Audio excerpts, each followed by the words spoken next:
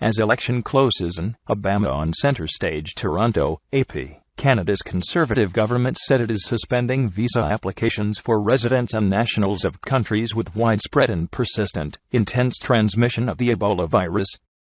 With Friday's decision, Canada joined Australia in suspending entry visas for people from Ebola-stricken countries in West Africa in an attempt to keep the deadly disease away. Canada has not yet had a case of Ebola. Canadians, including health care workers, in West Africa will be permitted to travel back to Canada, the government said. The countries most severely hit by the worst Ebola outbreak ever are Liberia, Sierra Leone and Guinea. Canada receives very few travelers from those countries, which have no direct flights to Canada. A similar move by Australia was slammed Wednesday by Dr. Margaret Chan, the World Health Organization's Director General, who said closing borders won't stop spread of the Ebola virus. Canadian Health Minister Rona Ambrose said in a statement the number one priority is to protect Canadians.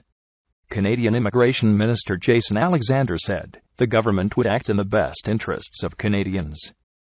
Kevin Menard, a spokesman for Alexander, said the move is similar to, but a bit less restrictive than the one the Australian government announced this week. He later called it considerably different. We have instituted a pause, but there is room for discretion, and if we can be assured that someone is not infected with Ebola, Menard said in an email after declining to comment on the phone. He said the government was doing anything we can to keep Ebola from coming to Canada. Nancy Caron, a spokesman for Citizenship and Immigration Canada, said that a number of African countries have imposed stricter travel bans, as have several other countries around the world. Other countries such as the United States have started to place restrictions on travelers from countries with Ebola outbreaks.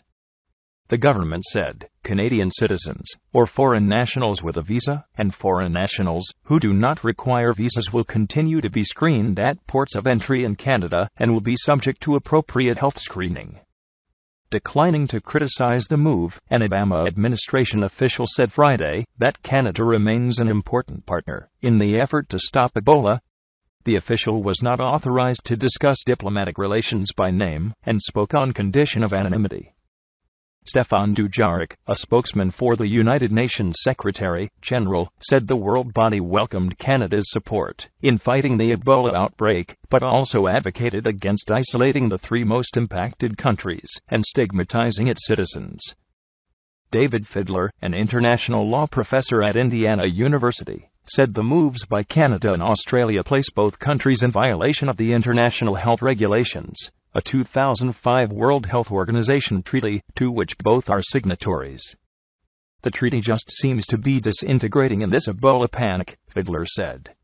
And to have countries like Australia and Canada be in the forefront of this is even more disheartening, he said, because they had been supportive of the international treaty meant to prevent panic during such a health crisis.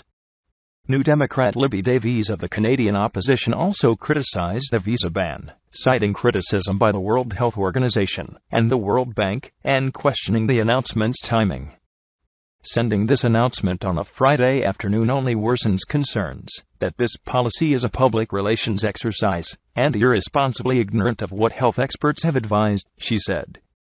The international health regulations are designed to help the world fight infectious disease outbreaks that have the potential for international spread. They were revised and strengthened in the wake of the 2003 SARS outbreak.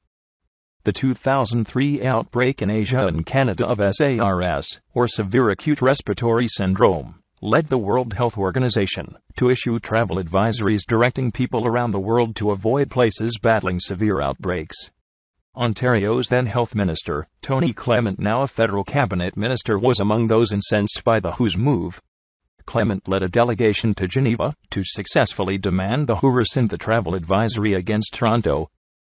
Health officials say that more than 13,700 people have been sickened by Ebola and nearly 5,000 have died. The hardest-hit countries of Liberia, Sierra Leone and Guinea have resorted to extraordinary measures to combat it.